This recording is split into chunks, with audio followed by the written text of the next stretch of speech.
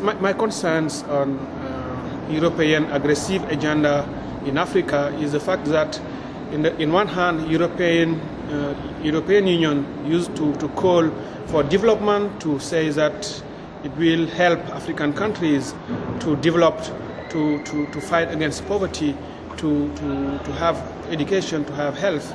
But in another hand, we see that by its politics, EU is just pushing our countries to open up economies which are very, very slow, very low, which are not strong.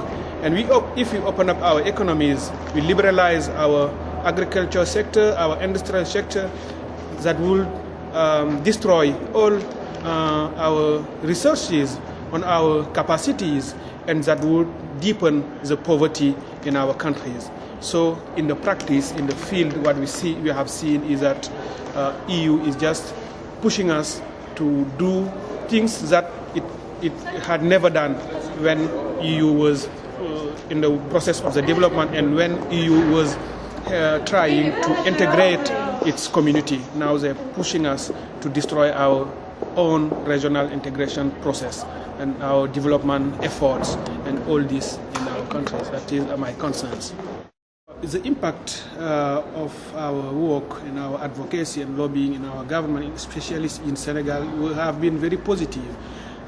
Since the beginning of this negotiation process, we had started to work very closely with our governments, not only calling them to know and to understand the real implication of this negotiation, but we have been involved and participate on the national committees where we used to elaborate the national position of negotiation. So at that level, that first level, we succeed to put our concerns and our positions on the government's policy elaboration. And at the second level, we also had some mobilization strategy to put the maximum of people, from trade unionists, from producers, from women, from youth movements, to bring them on this negotiation and to explain them how these processes are important for the country, how this process is important for our development, for our future.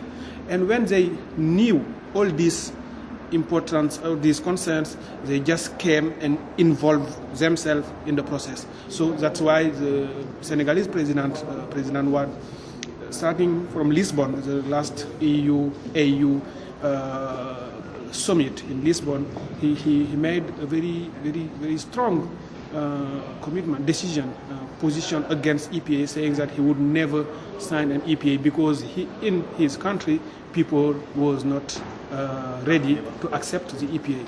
And he decided from that date to convince the other African governments and head of states also to oppose this EPA process, and to show to EU that, to European Union, that we are not ready to accept all these bad things in our countries. If the European Union want to help us to move further, to go in a positive way, it's okay, they can come to build a partnership with respect.